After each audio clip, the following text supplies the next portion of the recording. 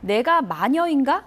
이런 얘기까지 나왔습니다. 민주당의 당대표 후보 토론회 어제 뜨거웠는데 어떤 얘기가 나왔는지 먼저 얘기를 좀 들어보도록 하겠습니다. 이재명 후보께서 지금 정치 탄압을 당하고 있고 국기문란한 상황이라고 설명을 하셨으니까 그와 관련해서 우리가 같이 싸우려면 그런 근거와 자료를 주시면 같이 싸우겠다 이런 말씀을 오히려 드리는 거예요. 마녀가 아닌 증거는 없는 동지로서 겁니다. 같이 이야기했으면 좋겠고. 마녀가 아닌 증거가 어디 있습니까, 세상에. 네, 마녀인 증거를 본인이 내셔야지요. 마녀라고는 그 수사기관이 하는지 모르겠습니다만 저는 그런 말씀 드린 적 없으니까 오해 없으셨으면 아닌 증거를 내라면서요, 나보고. 좋겠고요. 그러니까 그런 건 조심해 주시면 좋겠습니다. 우리 충남도민의 고민은 석탄화력발전소의 감축은 원하지만 뭐 당진, 태안, 보령, 서천 이런 지역에서는 많은 분들이 발전소에서 일하고 있는 것도 사실이에요. 그래서 환경 이유로 폐쇄가 되면 이분들의 일자리는 어떻게 해야 된다고 생각하십니까? 해법이 무엇입니까? 네, 여기까지 듣고요. 예. 마녀 아닌 증거를 내라는 게 무슨 말이냐. 지금 설전이 붙었거든요. 어떻게 보십니까? 그러니까 쉽게 얘기하면 마녀 사냥 당하고 있다 내가. 그러니까 마녀가 아닌 거를 어떻게 증명을 하느냐. 마녀 사냥이란 거는 억울하게 당하는 건데, 그러니까 억울하다라는 이제 어떤 일종의 프레임을 이제 만든 거죠. 그래서 결국 사법 리스크 얘기하다 나온 그렇죠. 얘기죠. 사법 리스크에 대해서 박용진 의원이 이게 억울한 거면은 정치 탄압이면 내가 같이 싸워주려면은 뭐가 있어야 되는 거 아니야. 증거나 뭐 자료를 내달라고 한 거고 공격이 들어왔고 그거에 대해서 방어를 한 겁니다.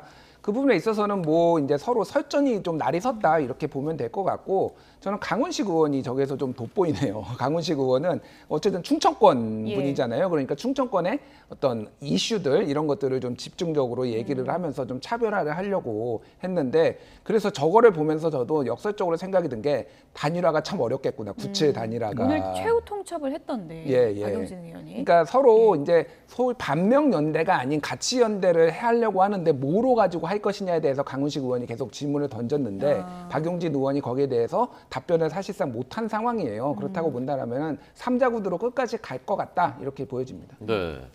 그 많던 친문은 다 어디 가느냐. 이미 네. 상당수가 이미 갈아탄 지가 오래다라는 그 분석들이 나오던데 배 대표님 지금 상황 어떻게 보십니까? 확대명이죠.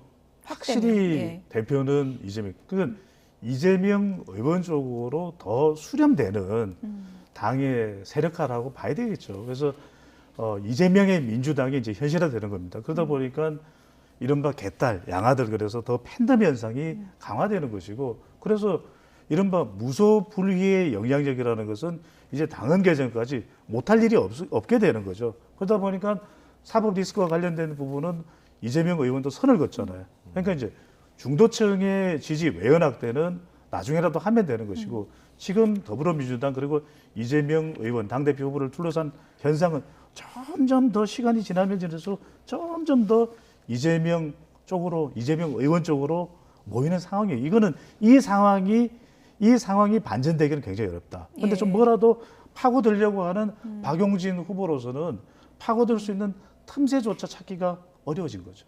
예. 그래서 그래픽 좀 보여주시면 당대표 지지율 그 여론조사를 봐도 이재명 의원 같은 경우에 44.9%를 차지하면서 거의 뭐 절반 가까이 나오고 있는데 그렇죠.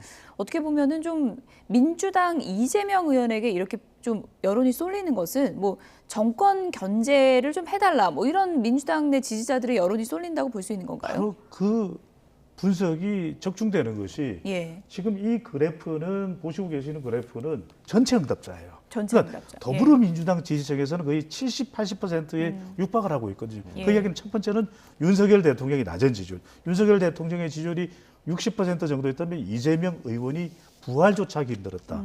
두 번째로는 대안 부재거든요. 그러니까 이재명 의원 외에는 더불어민주당 지지층에서 대안이 없어요. 다시 이낙연 전 총리, 문재인 전 대통령 없잖아요. 그렇다면 오로지 이재명 의원밖에 없다. 이런 상황이 더 심화되는 것이고 결과적으로는 팬덤 현상이 이재명 이 의존도 자체가 더 높아지게 되는 쪽으로 기결되고 수렴되고 있는 것이죠. 예. 지금 이 조사 결과가 한길리서치 아까 그 유승민 전 의원 그 같은 기관에서 한 건데요. 이게 서울하고 부산에서는 이 전체 추세하고는 다른 조사 결과 나왔더군요. 예. 그건 어떻게 보셨습니까? 그러니까 한 5% 안팎으로 이제 좁혀진 거를 이제 볼 수가 있었는데 네.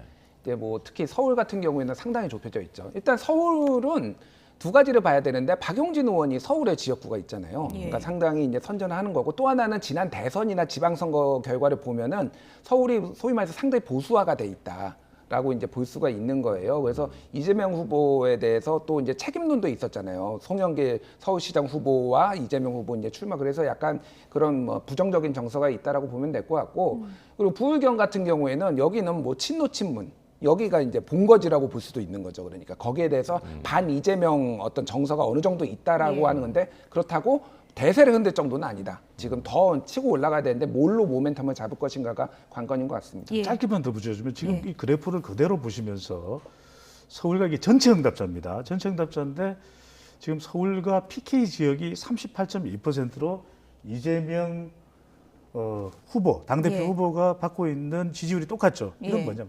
더불어민주당 지지층에서는 이재명이죠. 그런데 국민의힘 지지층과 중도층에서는 반 이재명인 거예요. 그래서 지금 이재명 의원이 당대표가 되더라도 가장 큰 숙제는 뭐냐. 총선도 앞으로 2024년 진두지휘하고 그 이후에 대선까지 본인은 겨냥하고 있는 거잖아요. 예. 중도층 외연을 심지어는 서울도 그렇고 중요한 인구수가 많아요. 유권자 수가 많아요. PK 지역의 중도층을 어떻게 견인하느냐. 네, 이게 네. 과제가 되는 거죠. 예. 예.